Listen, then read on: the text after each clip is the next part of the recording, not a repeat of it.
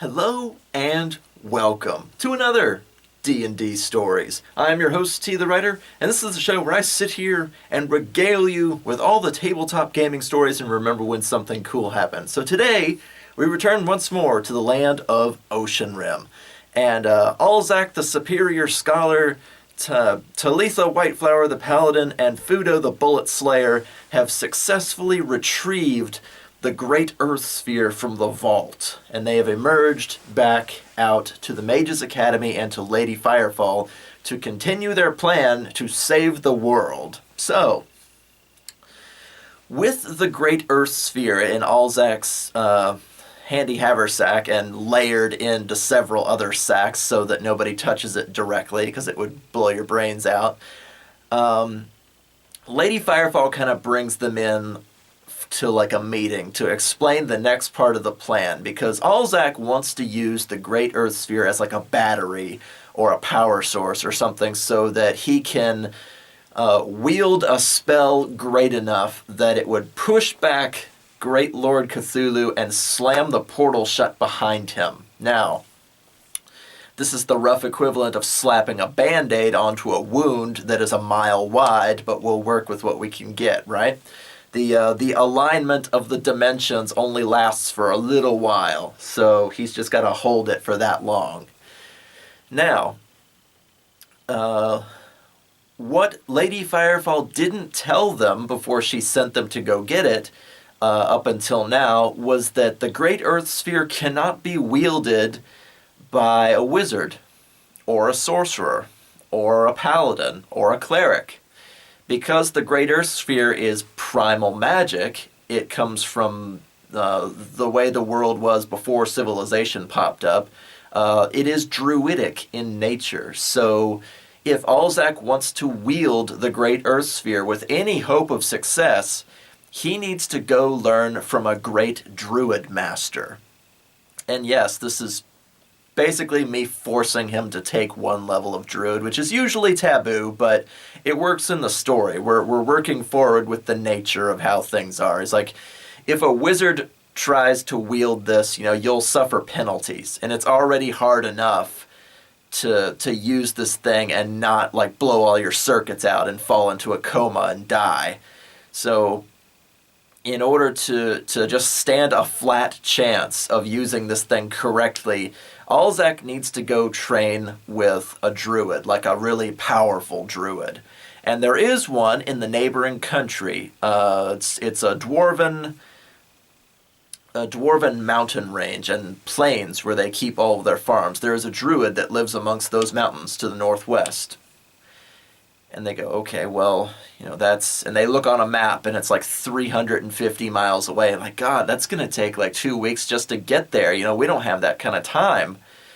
And she goes, well, Alzack, if you want to do this correctly, with all this math and arcane algebra that you've put down, you have to be able to use the Great Earth Sphere. There is no greater power source to make this work properly.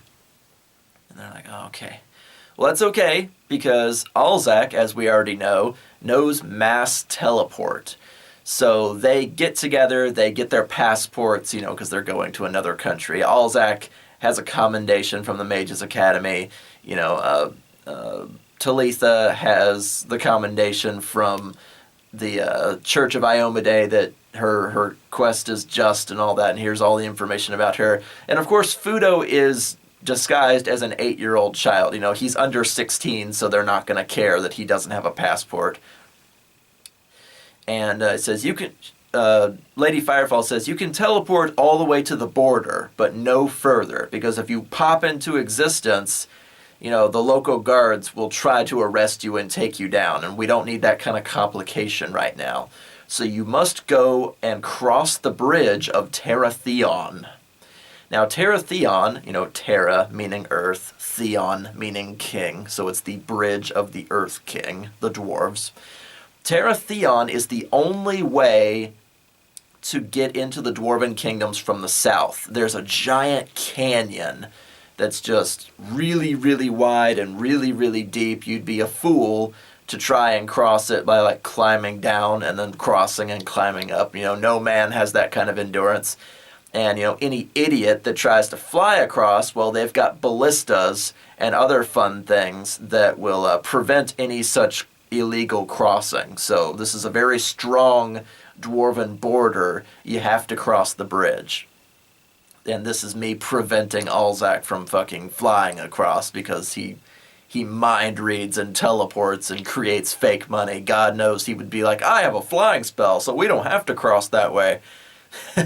So I set up a bunch of archers and said, here, use the bridge. But they go, okay, so when they get ready, they got their passports, they got their paperwork to get into the country legally, which isn't really something that comes up very often in D&D.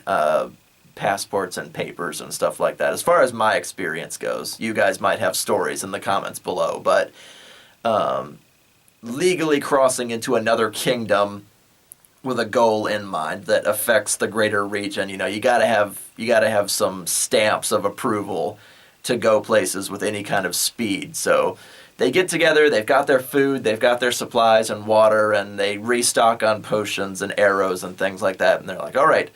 Alzack draws the circle and sprinkles the pixie dust. He's like, here, take my hands, join in a circle, mass teleport! And they teleport 350 miles to the north, to the edge of the bridge of Theon.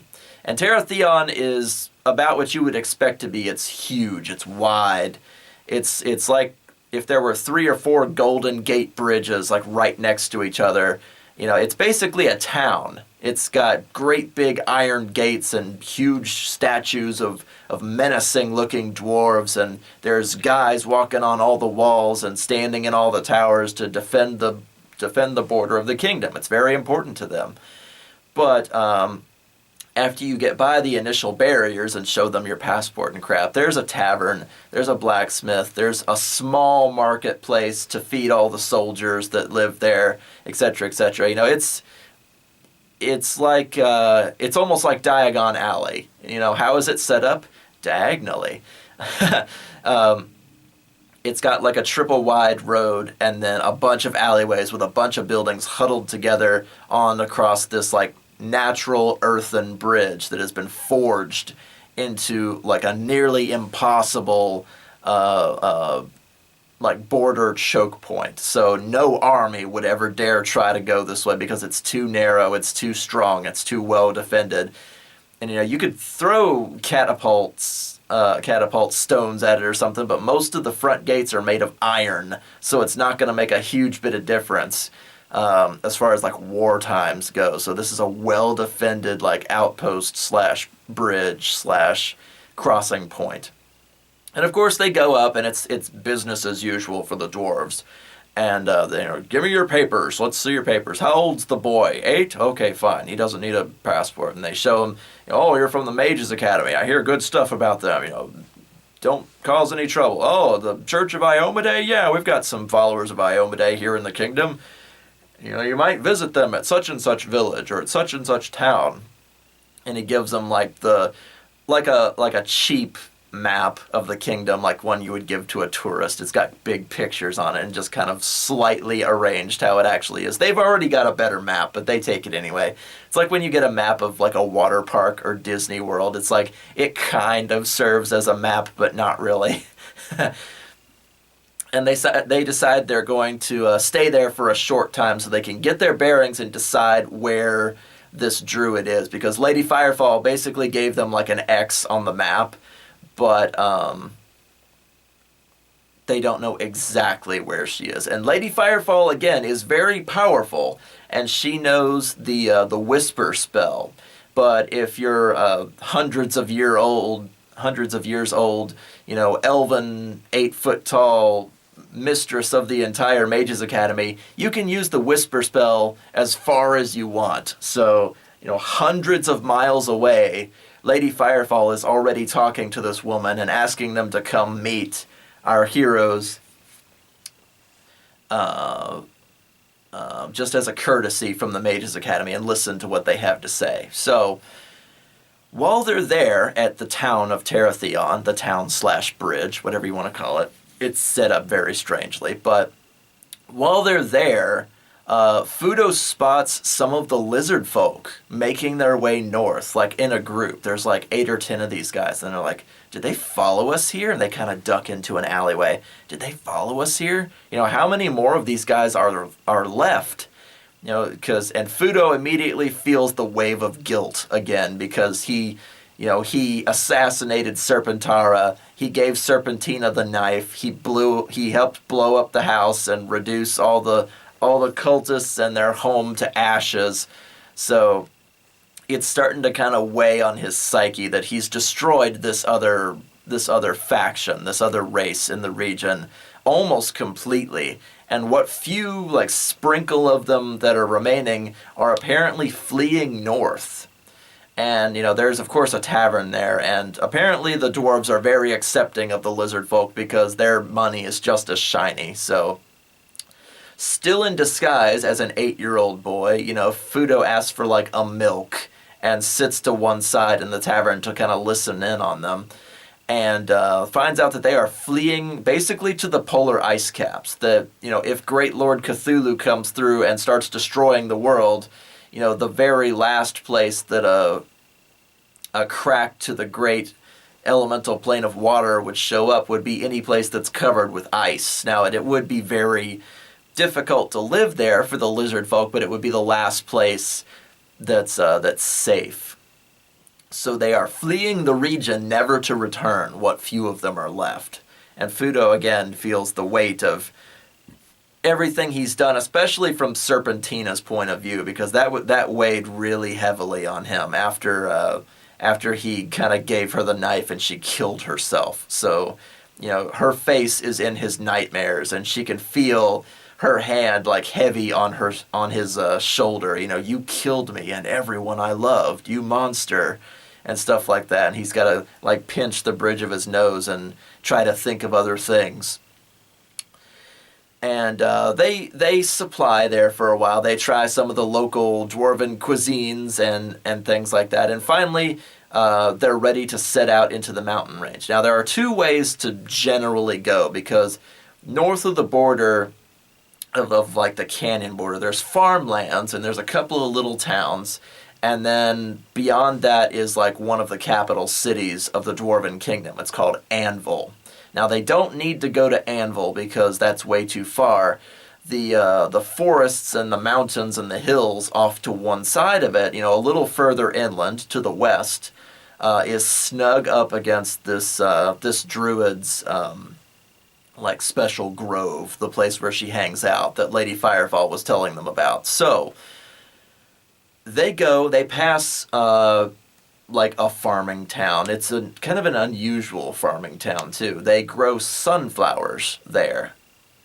And Fudo goes, why do they grow these flowers? And Talitha kind of looks down and goes, well, sunflower seeds can be eaten or spiced or used as like a what does Civilization 5 call it? A luxury resource. You know, you don't need it, but they grow enough of them, and Oceanrim is so close, and Anvil is so close, that they make their living making, like, this basically junk food. You know, you crack open sunflower seeds, you can salt them, you can roll them in spices, you can do any kind of thing like that. So they don't really have, like, cows and corn and all the basic things. It's just an endless ocean of sunflowers, and they harvest the seeds to make pretty good money because, you know, like any other luxury resource, like sugar or whale blubber or pearls or copper, you know, something you don't need, but, you know, the populace at large just kind of wants it.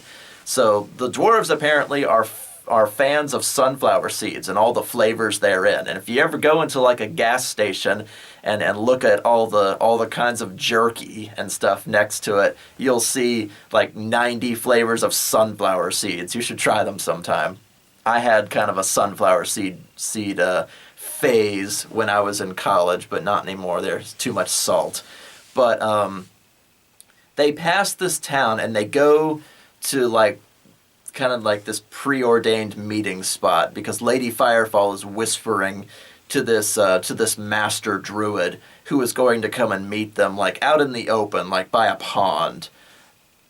And it's like, it's got this many willows, and it's got a great big rock next to it, and the waters are blue, and you'll see this, this, and this. She gives them a bunch of landmarks because she's been there before. This other druid is also an elven woman. They're not related, but she knows of her and has spoken to her in the past. So being able to find her was pretty big. Maybe Lady Firefall also has divination.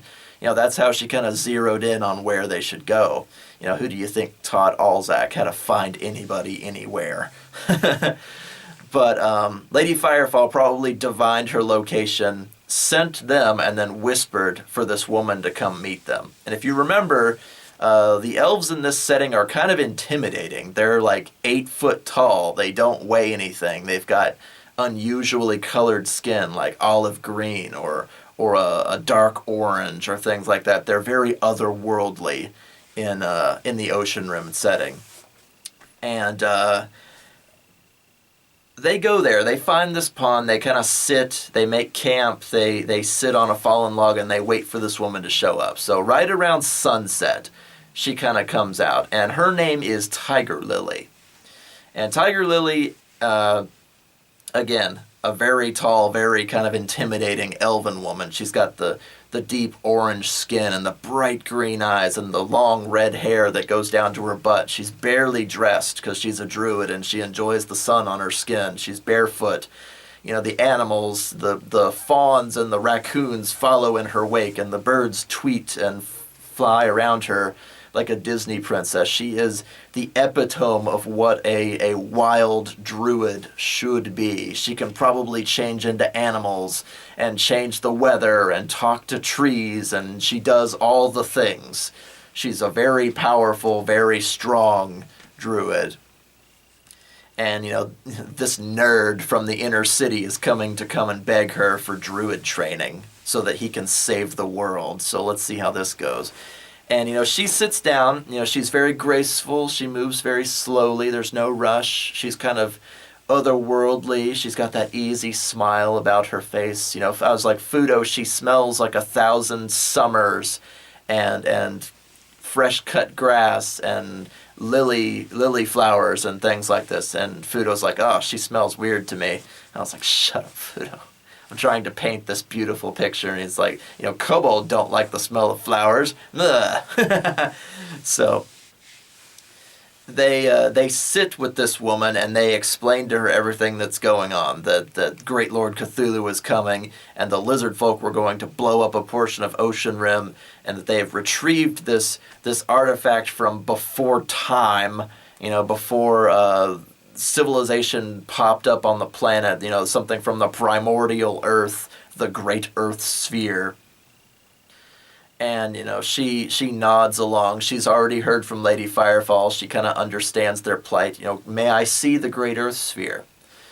And Alzack kind of hesitates, but, this is a powerful druid, so surely she could at least handle it. And he takes it out of his handy haversack, and he hands her the sack, and she undoes the first bag, she undoes the second bag, she undoes the third bag. And again, it's just a big dirt clod. It's like the size of a softball, maybe a bit bigger. It's covered with vines and moss, and bits of earth fall off of it now and then, only to be magically replaced. And much to their shock, she just kind of grabs it and holds it up. And immediately the vines grow and start shooting down her arm, just trying to clutch over her arm and try to bend it and break her bones just for touching the thing. It's like it has a mind of its own.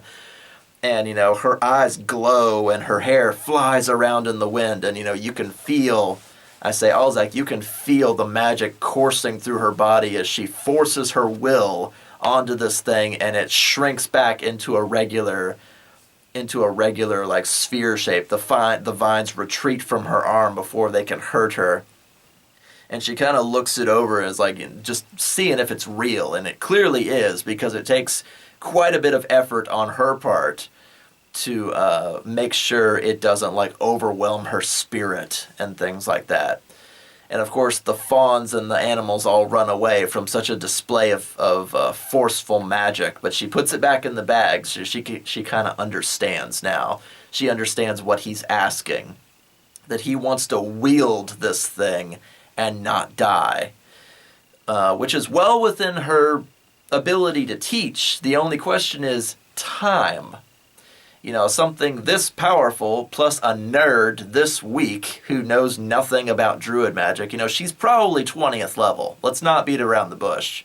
She's hundreds of years old. She's very powerful. And I go, Alzack, she says that she understands your plight. Lady Firefall vouches for you. And Talitha kind of hands over her commendation, so they know that they're on the up and up. This is not for a selfish reason that she has to spill all of her druid secrets. Because if you remember, everything about how druids work is considered secret in most tabletop games, like Pathfinder, D&D. They have a secret language, Sylvan, so they can talk to the animals and the trees. All their magic is secret, all their languages, all their rituals, it's all, how do they change the weather? Nobody knows. It's druid magic, it's secretive. So she has to welcome this complete stranger into the fold of being a druid. And always two there are, a master and an apprentice. Well, he has come forward, after graduating from the Mages Academy, which is all hard science, to come be a druid and run wild with her to learn how to wield this thing. And she's like, I understand your plight. I will teach you. And everybody's like, yes. He's like, but the ways of the druid, she kind of lifts a hand for a moment. The ways of the druid are secretive and held in many generations of tradition and honor and quiet contemplation. It will take some time to give you even a basic understanding of what it is that druids are and how they deal in nature and animals and sacred herbs and things like that. I will need to take you with me for at least 12 days. And they kind of confer amongst each other, they're running out of time and they know it. If these cracks and earthquakes and Lovecraftian monsters are popping out of the elemental plane of water, they're short on time, and yes, I'm rolling dice behind the screen to see how much time they've got left. Because they can fail. This is a Lovecraftian story. They could be still in Dwarven country when Cthulhu comes through, and I've already rolled that dice, but I won't tell you what it was. And she says 12 days to teach Alzack the bare minimum of what it means to be a druid. And he's like, it could have been worse. It could have been several months or a decade or something. And they kind of agreed. And she says, well, I can only take you with me. Your friends will have to wait for you in the nearest town of, Petalburg or Sunflower Town or whatever it was that they passed before. We'll call it Petalburg. You'll have to go back to Petalburg and wait for him. And we will meet you back at this pond in 12 days. So Alzack he takes off his robe, so he's just got his pants and his undershirt on, and he gives Talitha his staff, and he gives Fudo his bag, and he leaves everything behind, because, to be a druid is to be born again amongst nature. And he takes off his headband and everything, he leaves everything behind. He's going to be in her hands for the next 12 days. And his party leaves. So now it's just Alzack and this tiger lily woman, and she kind of towers over him. She's almost 3 feet taller than he is. She's very, very tall, very dark orange, very otherworldly. Druids in this setting are kind of unusual. Still got the pointed ears and the overpowering eyes and magic, but just the height difference is enough to kind of intimidate Alzack. If you remember, is actually still very bad around women. He's this bookworm nerd that never spent time socializing, so he doesn't really know how to act around her, and he's already half undressed. So 12 days to be a druid. All right, let's do this. Your training begins now. And she kind of takes him by the shoulder and leads him slowly into the foliage. And they walk for a while, they talk for a while, so she can kind of get to know him a little bit. Tell me the story of your life, young man, and all that sort of thing. He's this old, he's a graduate of the Mages Academy, he's a prodigy with honors, He has access to the Great Sphinx's library. He's been below the ocean. He's been in other dimensions. He's killed fantastical beasts like the ice elemental. He's blown up, the home of a cult, and he tells her all these adventures and fantastical things while they're walking for hours through this forest, so she can kind of get a handle on who he is and how he acts and things like that. And she kind of nods. She's got a very patient, pleasant smile. Her eyes kind of sparkle as she looks through the shadows to make sure there are no predators nearby, etc., etc. And she leads him to another one of those gateways, like the not stargates. And like just hidden away, covered with vines and leaves and things like that, in the shadows of the edge of a cave. And she said, Alzack, 12 days is not enough. I will have to take you away for a much, much longer portion of time than I told your friends. And he kind of looks up at the gate and he's like, oh, how long is this going to be?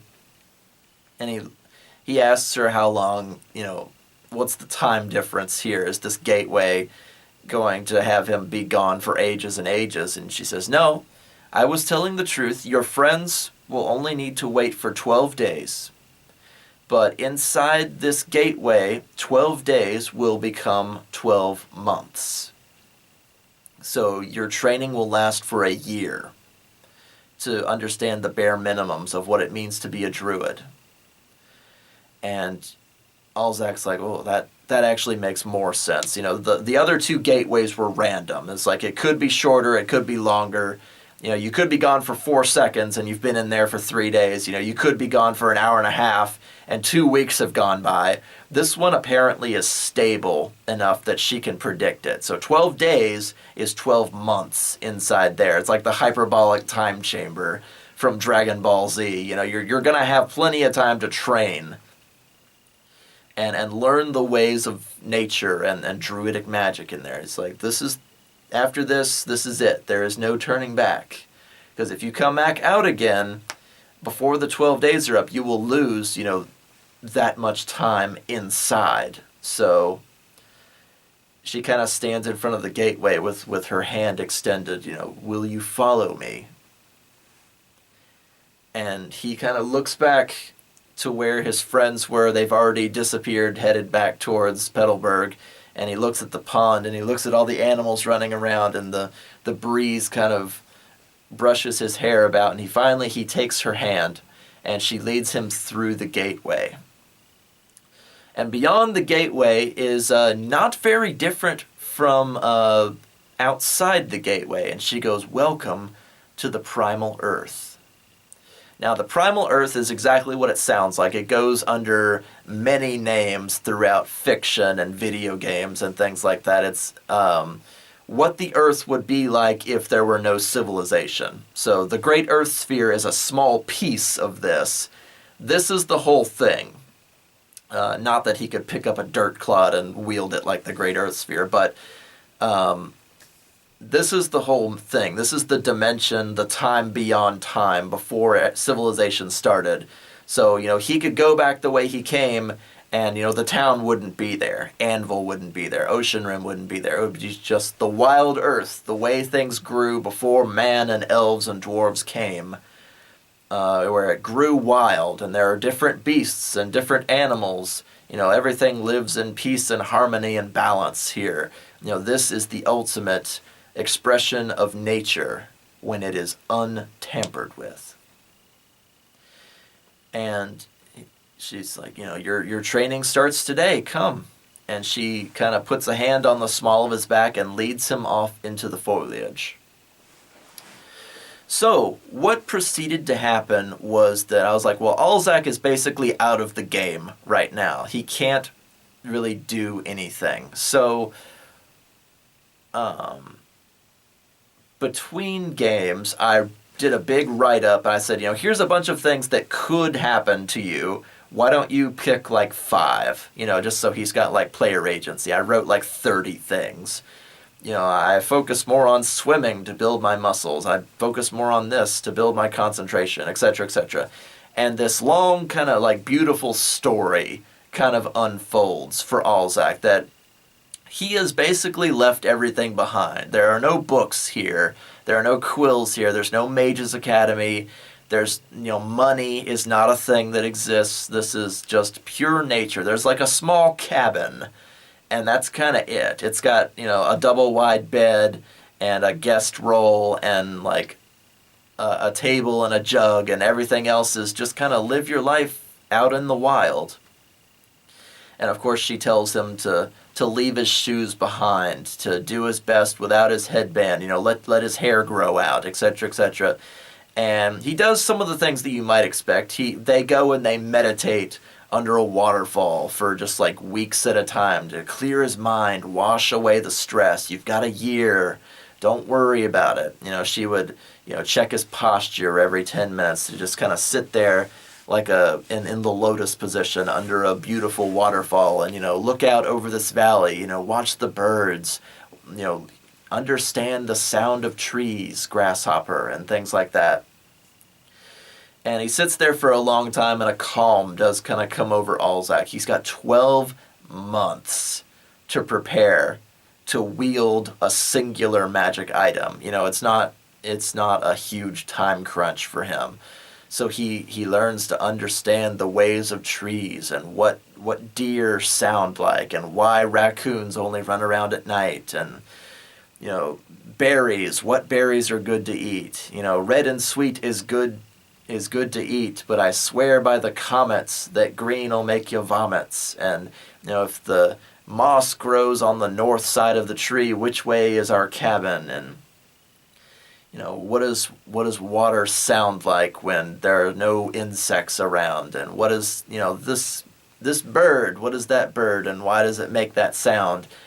It's an eternal spring there, so there's flowers everywhere. There's bountiful foods and berries, and they occasionally go hunting and they kill the animal and they eat the meat, and then they have new blankets, and they use the whole animal so that it does not go to waste. And then he observes, the pests and flies and maggots that eat the remainder of the corpse, and, why they're so important to nature's cycle.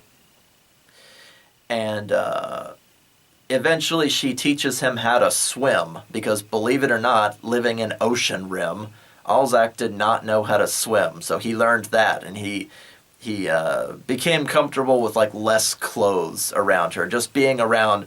Alzack was, again, very intimidated for a while, because Tiger Lily, again, is like 2 or 3 feet taller than him, and Alzack has always been surrounded by very powerful women in his life. I mean, Lady Firefall, the Red Lady from the Thieves Guild, Talitha Wildflower, and now this woman, and his fellow students, also very strong women. So he's always been very intimidated by the opposite sex, but now it's just like a one-on-one thing. He learns to kind of relax around her and, wander about without his shirt on, then without his shoes. Now we're going to run around naked for 3 months. And, he kind of overcame that self-consciousness that he's always had. And because she does the same, she kind of just whips off her druid robes, if you will. And, she takes him by the hand, and they go skinny dipping, and they go hunting, and they go tree climbing. No clothes. You need to get a tan, get some freckles, feel the energy of the sun all over. And, he starts to get a little bit of muscle. He gets some abs, climbing constantly and eating better food, getting more protein, a better diet than he was getting living at the Mages Academy. And he kind of, over a number of months, gets like sculpted into like a better body, a better human being. He gets the pecs, he gets the abs, he gets much stronger legs from swimming all the time. He basically forgets like how to hold a quill. He's not seen a book in months. And, and of course, in all eventuality, the two of them have sex. I mean, druids, in my headcanon anyway, druids, when it comes to sexuality, it's the joy of the act. It's not like they don't need to be married. They don't need a ceremony. They don't want to worry about kids very much. But Druid sex is all about the joy of the act. So the two of them kind of hook up after a while, and Alzack's insecurities kind of fall away. And he just kind of, he becomes a man, you know. He runs wild for a while. He learns how to hunt and fish and swim and have sex with this beautiful elven woman and appreciate the tan, and he gets like a leaf tattoo on his shoulder and some wave tattoos down one of his arms, and he lives a wild, more simple and fulfilling life for a long time. And I was like, Alzack, you're basically forgetting everything that you were. You know, you cannot be a scroll scholar and live a life like this. And basically what we did was we took his character sheet and we ripped it up. And I said, Alzack, you were going to take like the bare minimum of like one level of druid, but it doesn't really work that way. You've been gone for so long. You don't know how to write a scroll anymore. You know, you don't forget how to read, but you haven't seen a book in 9 months. It's not your priority anymore to think that way. So we redesigned Alzack's character sheet entirely for this transformation, and we made him into a mystic theurge. Now, a mystic theurge is basically 3 levels of wizard, 3 levels of druid, and then it's a prestige class called Mystic Theurge. And the Mystic Theurge can cast spells both arcane and divine. Now, druid magic is technically divine, but it's because it's a religion of the earth. But he can't cast spells as powerful as before, but he can cast spells from both sides of the coin. So that gives him a lot more spell slots. It gives him a lot more variety. And Mystic Theurges can be a number of things. They can be like sorcerer clerics or wizard druids or just any number of combinations. I think you have to be able to cast like second level spells that are divine and cast second level spells that are arcane, and then you can become a Mystic Theurge. So I think it's like you have to be like level 6-ish before you become a Mystic Theurge. But it's a great prestige class for like being able to cast all different things. It's very powerful as far as prestige classes go. So it was very impressive.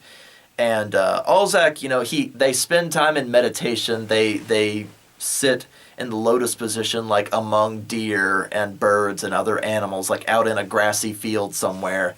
And they hold the great earth sphere between them, so Alzack can learn what it feels like and let the fury of the earth like try to go up his arms. But Tiger Lily is there to make sure it doesn't destroy him. She kind of like wrangles it, and he feels it, so he can feel the aura and understand like the scent of its magic. And he gets like a headband. He ties his hair back so he can like lean over it and understand it and kind of like get to know it as a magic item. It was like if you had one magic sword your whole life, you'd know that sword backwards and forwards, inside and out. But if you have months to sit down and kind of learn the qualities of the great earth sphere, then Alzack would have a much easier time wielding it. So as the year kind of ends out, Alzack he's got a much better body than normal. He's already hooked up with his teacher. He has a much greater understanding of druidic magic and the great earth sphere. And, you know, they go skinny dipping and they have a lot more sex and they eat really well and they kind of like tie things up in a nice little bow. And when the year comes to an end, it is time for Alzack to return to his friends and return to save Oceanrim and the rest of the world. So, you know, they stand there, you know, under the light of the full moon, both of them naked, both of them covered with dirt and rot and different bits of leaves in nature. Like, this is as natural as a couple might be without them being animals themselves. And they stand in this quiet embrace for a while. And Alzack kind of like rests his head in her bosom because, again, she's like 3 feet taller than him, 2 or 3 feet taller than him. And they share this quiet romantic moment that, you know, they are teacher and student, but they've kind of become more because, you know, Tiger Lily lives there by herself. So being lonely is certainly a thing for an ageless druid. So Alzac staying there for a year, they fell in love. They became lovers. They became much more than just, you know, master and student. So when the year came to an end, they were very sad to see each other go. And, you know, they laid out in a big grassy field and they made love and they talked to each other and they counted the stars and everything in between. And Alzac goes to wash his face and kind of get ready to go back. You know, the ratty remains of his pants and undershirt and his shoes are laying in a corner somewhere in the cabin. And he goes to pick them all up, you know, just as dawn is coming around. And Tiger Lily leads him back to the cave area where the gate awaits. And she goes, this has been a wonderful year, Alzac. I've taught you everything I can in such a short time, and you have done so very well. And he smiles, and they share a kiss, and they embrace again. And she takes him by the hand and leads him back through the gateway out into the real world where Alzac is from. And they go back to the pond area where they're supposed to wait for Alzac's party, Talitha and Fudo. And they kind of sit there, and of course they've dressed by then, but they sit there in quiet contemplation and kind of lean on each other for a while. They became a very real couple in just a year. Now, rewind the clock 12 days, and we will go and follow Talitha Whiteflower and Fudo as they go back to Petalburg. Now, Petalburg, like I said, is a farming town that specializes in sunflowers.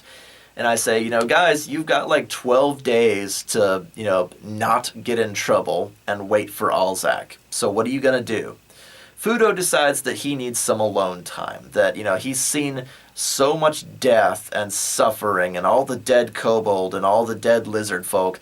He needs to, get out into nature himself, not necessarily for druid stuff, but, he's a ranger. He can hunt, and he knows which berries to eat and, have some alone time with his thoughts. And, of course, the specter of Serpentina,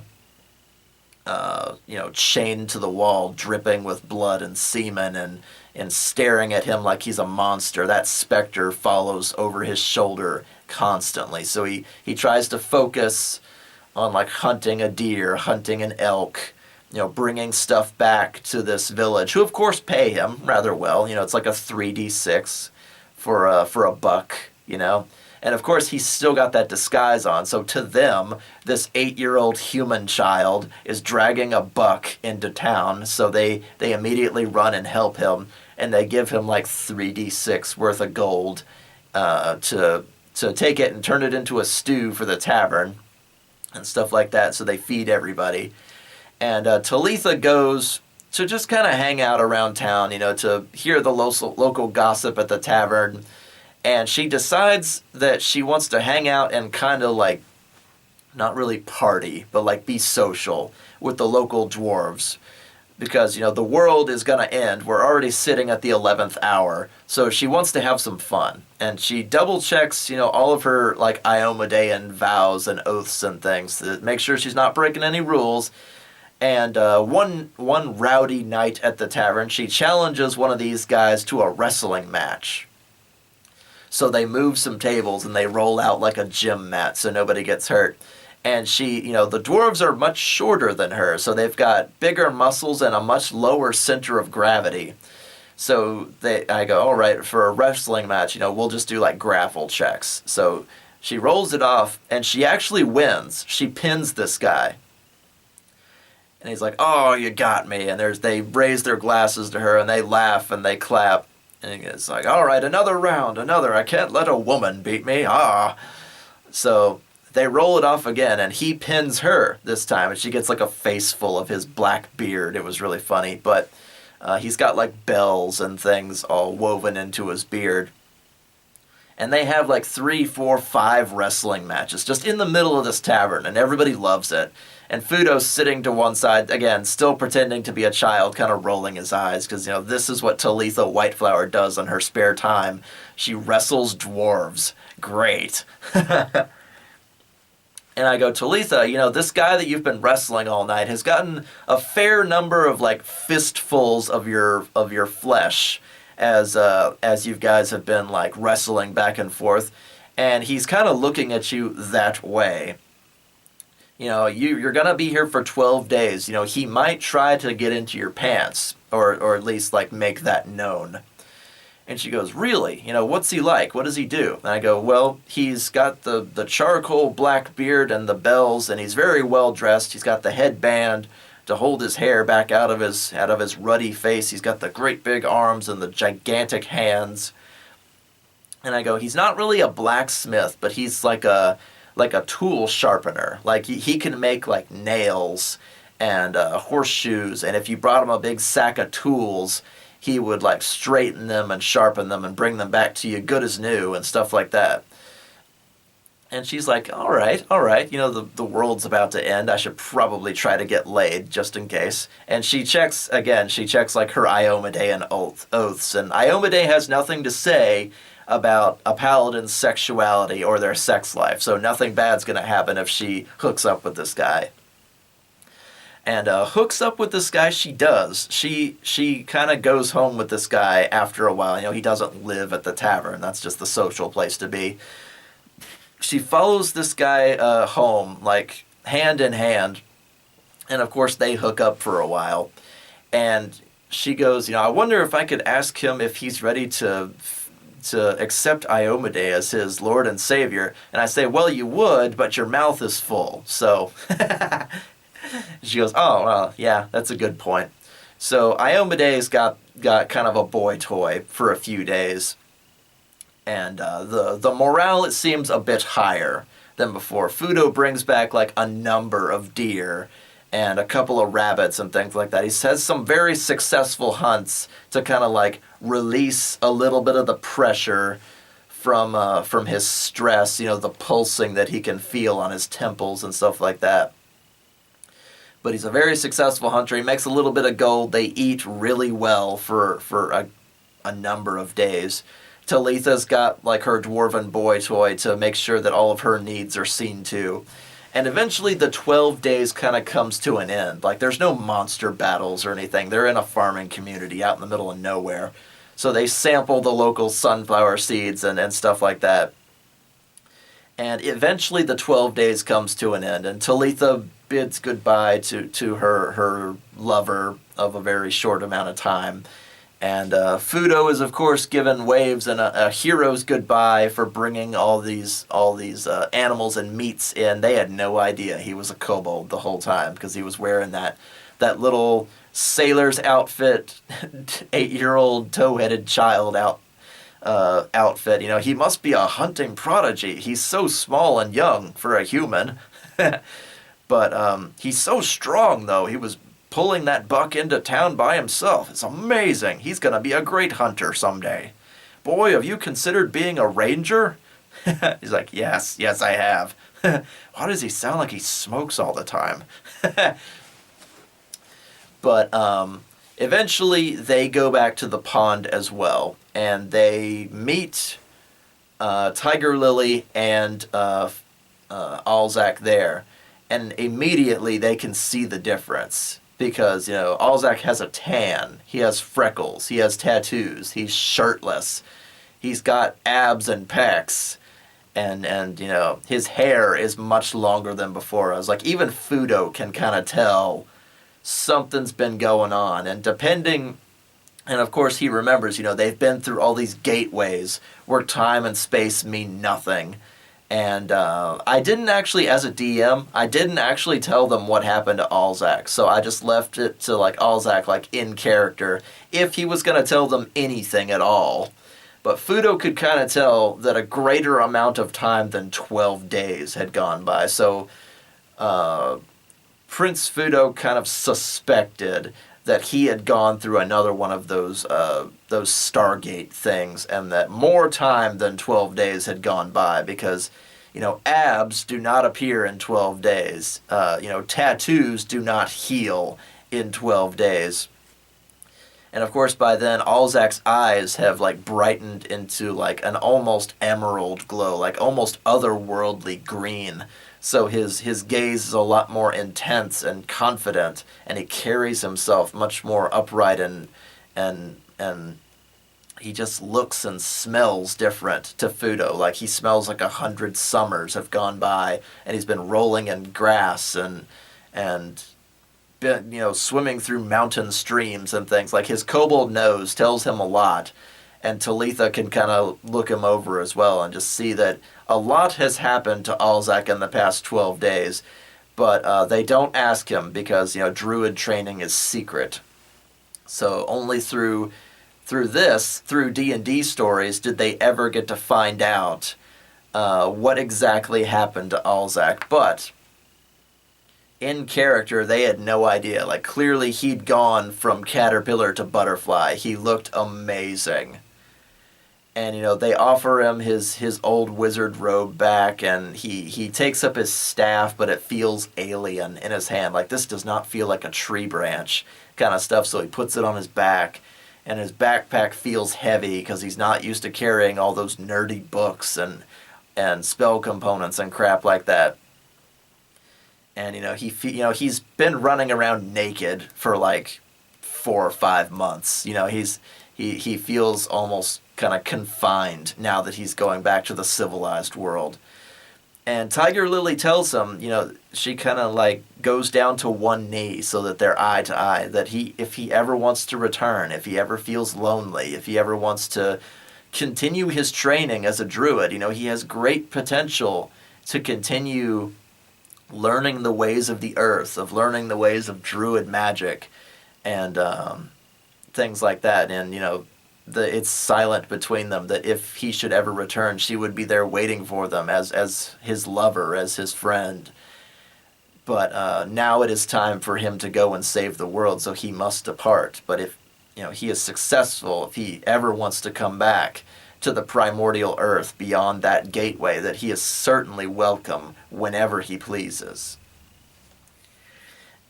And they ask, why doesn't she just come with them to Oceanrim? But unfortunately, Tiger Lily has what I call Dulcea syndrome. She is so deeply rooted to this mountain range, to this primordial earth area, to the countryside, the 100-mile radius, or whatever you want to call this valley, that if she were to leave it, she would begin to age and die like a leaf plucked off of a tree. So she is an elf, she is ageless, but only so long as she stays on the reserve. So she cannot come with them to help.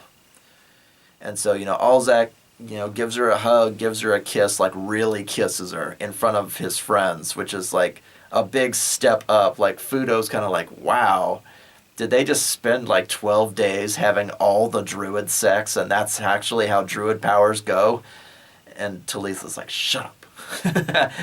But he kisses her goodbye, and she gives them a final farewell, and then she disappears into the foliage again, not to be seen again.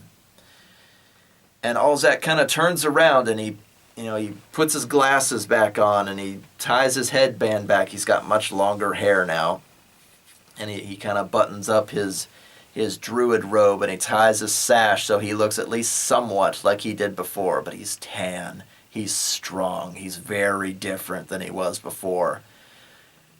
And he kind of nods at his friends for a while, and he goes, "Friends, it's time. We must go back to Oceanrim." And he's got the Great Earth Sphere, and he puts it in his bag. He hasn't actually tried to wield it yet, but he's as prepared as he's going to be. So it's time. It's time to go back. It's time to end this. It's time to save the world and to save Oceanrim from Great Cthulhu. And that is where we left off that day. So that is where I will leave off as well, and I will see you guys on the next D&D stories. Keep gaming. Hi guys, T here. Remember to hit that like button for me on your way out. If you'd like to see artwork and maps from my gaming table, check out the D&D Stories Facebook page. Also, I have a Patreon if you'd like to toss a few gold pieces into your humble bard's hat. Links in the description below. Keep gaming!